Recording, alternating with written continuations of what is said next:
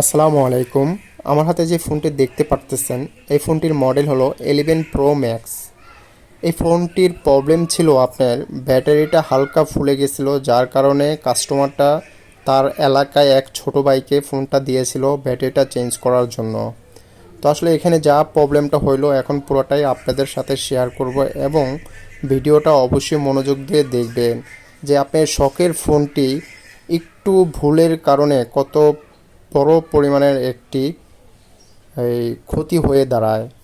তো আমি যেই বিষয়টা দেখতে পারলাম যে ফোনটা উনি আসলে খুব ভালো মতো ফোনটা খুলতে পারে নাই, যার কারণে ওনার ব্যাটারির যে কানেক্টরগুলো থাকে ওগুলো ছিঁড়ে গেছে, তারপরে ভলিউমের সাইডে যে র্যাবনটা সেটাও নষ্ট করে ফেলছে, প্লাস ওনার ডিসপ্লেটাও পর্যন্ত নষ্ট করে ফেলছে। দেখেন আসলে আপনার একটু ভুলের কারণে আপনার কত বড় ক্ষতি হলো। আপনার শখের ফোনটা মোটামুটি এখন আর কি নষ্টের পর্যায়ে চলে গেছে।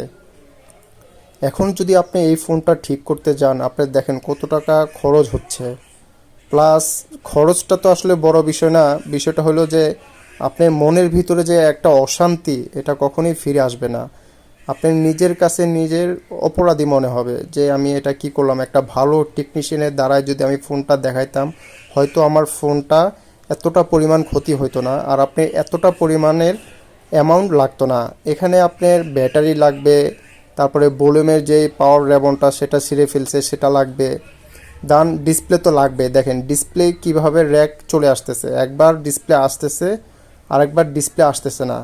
তো আসলে ভাই আপনাদেরকে সবাইকেই বলতেছি, আপনার শখের ফোনটা যদি কোনো ছোটোখাটো কোনো প্রবলেম হয় বা খুব বড় ধরনের কোনো প্রবলেম হয়, অবশ্যই একজন ভালো টেকনিশিয়ানের দ্বারাই আপনার ফোনটি সার্ভিসিং করাবেন।